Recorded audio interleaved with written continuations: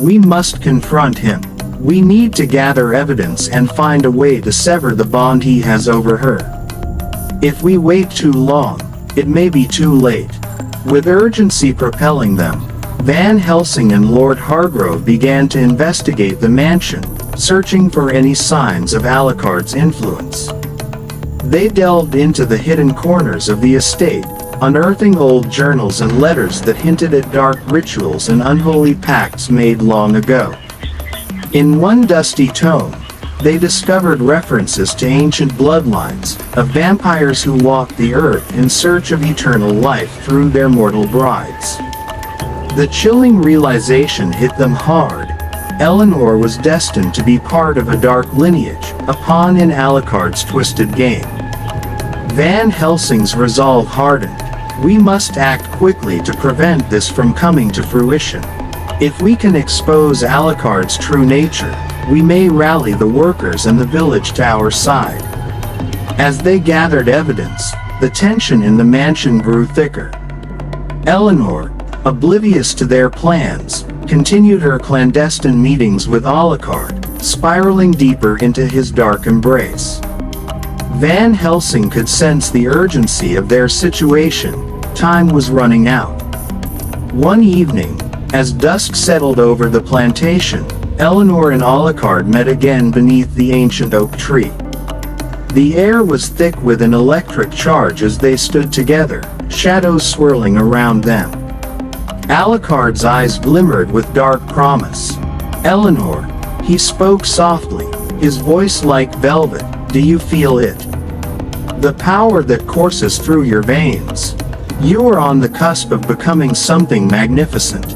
Eleanor felt a rush of emotions, fear, longing, and an overwhelming desire to surrender to the darkness. "But what will become of me?" she questioned, her voice trembling.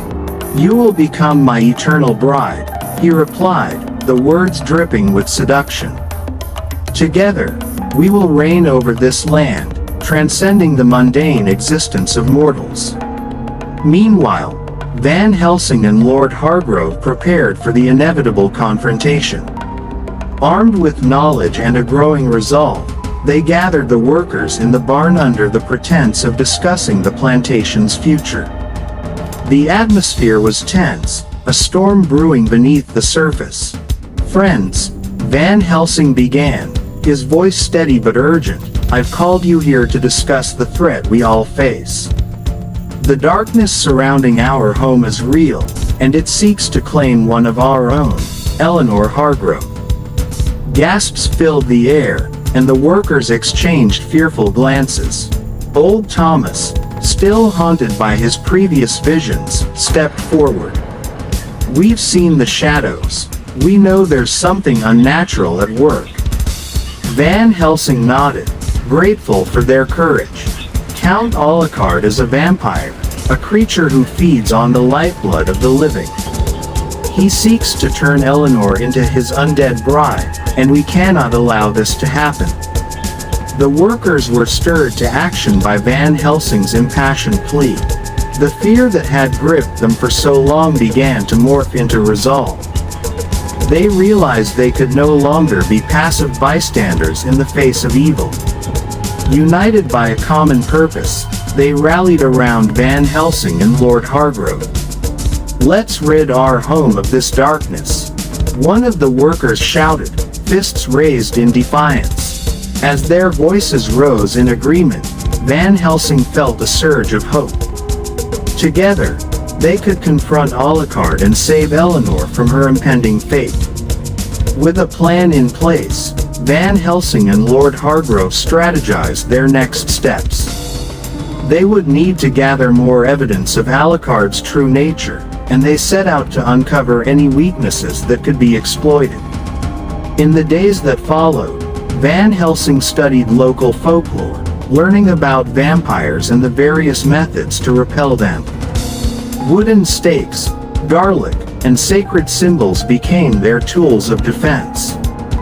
They prepared to face Alucard with both knowledge and courage, determined to rescue Eleanor from the grip of darkness. The night of confrontation approached, heavy with foreboding.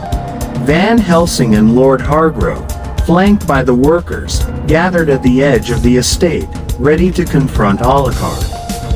Tension crackled in the air as they steeled themselves for the impending showdown. Eleanor, meanwhile, was lost in her internal turmoil. Caught between two worlds, she felt the weight of her decision pressing down on her. As she wandered the halls of the mansion, she sensed a darkness coiling around her, whispering promises of power and immortality. Under the pale light of the moon, the moment arrived. Alucard appeared, his dark figure emerging from the shadows, radiating an aura of authority and menace. "What is the meaning of this?" he demanded, his voice laced with disdain as he surveyed the gathering. Count Alucard, Van Helsing stepped forward, resolve firm in his eyes. "We know your true identity. You are a creature of the night, and we will not allow you to take Eleanor." Alucard's eyes narrowed, his features darkening with rage. "You dare to challenge me, mortal? You have no idea what forces you are meddling with." Eleanor, standing on the precipice of allegiance, felt a torrent of emotions swirl within her. She was torn, battling the dark allure of Alucard's promise against the love and concern of her father and the workers. The air thickened with tension as the confrontation escalated. Van Helsing brandished a wooden stake, the glimmer of silver catching the moonlight. "We will protect her at all costs. You cannot claim her for your dark purpose." With a feral growl, Alucard unleashed his power, shadows swirling around him like a tempest. "You think you can stop me? I am eternal." As the two forces clashed, dark tendrils lashed out, intertwining with the determination of Van Helsing and the workers. A fierce struggle erupted, the air crackling with supernatural energy.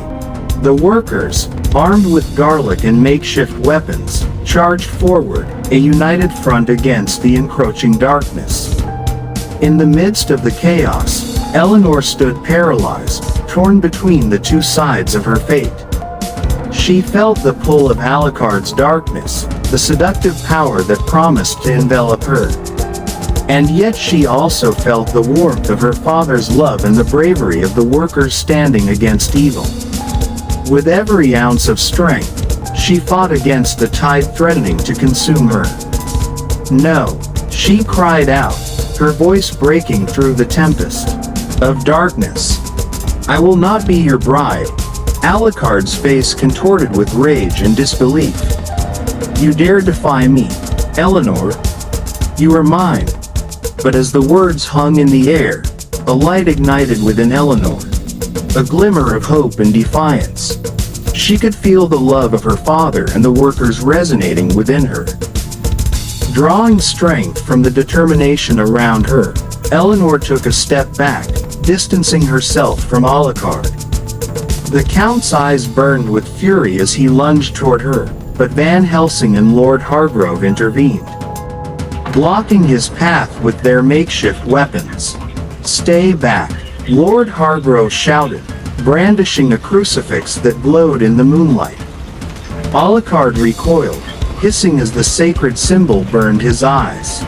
Van Helsing seized the moment, moving closer to Eleanor. "You must resist him, Eleanor. You have the strength within you." Eleanor closed her eyes, feeling the warmth of her father's love and the collective bravery of the workers. The darkness that had once seemed so alluring now felt suffocating and cold. Summoning all her courage, she grasped the crucifix her father had given her and held it out toward Alucard. "No, I will never be yours," she declared, her voice strong and unwavering. A blinding light emanated from the crucifix, illuminating the night and forcing Alucard to shield his eyes. The dark tendrils that had enveloped him began to dissipate, unraveling in the face of Eleanor's defiance. Van Helsing and the workers pressed forward, using their garlic and wooden stakes to keep Alucard at bay. Each step they took toward him weakened his hold on the shadows. The Count, realizing he was losing control, snarled in desperation. "This isn't over, Eleanor," Alucard spat, his form flickering as if he were about to vanish. "You will regret this." But Eleanor stood firm, her resolve unshakable. "Leave now, and never return." With a final, hate-filled glare, Alucard melted into the shadows, retreating into the depths of the night. The air, once heavy with malice, grew lighter as the darkness dissipated. The workers cheered, relief and triumph washing over them. They had faced the terror that haunted their home and emerged victorious. Van Helsing approached Eleanor, a proud smile on his face. "You did it, Eleanor. You found your strength." Lord Hargrove embraced his daughter, tears of joy streaming down his face. "I'm so proud of you, my dear." Eleanor, though exhausted, felt a newfound sense of peace and determination. She had faced the darkness and won.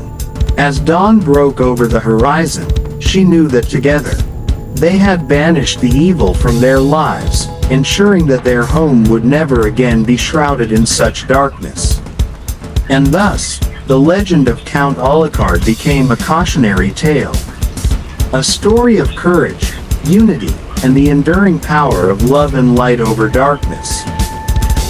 As the sun dipped below the horizon, casting long shadows over the quaint village of Ravenswood, a sense of unease settled upon its cobblestone streets. Dr.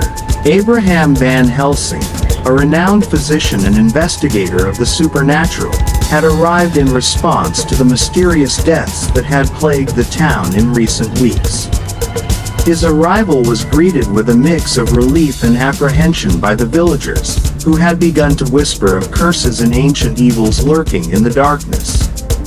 Van Helsing wasted no time in acquainting himself with the local customs and folklore.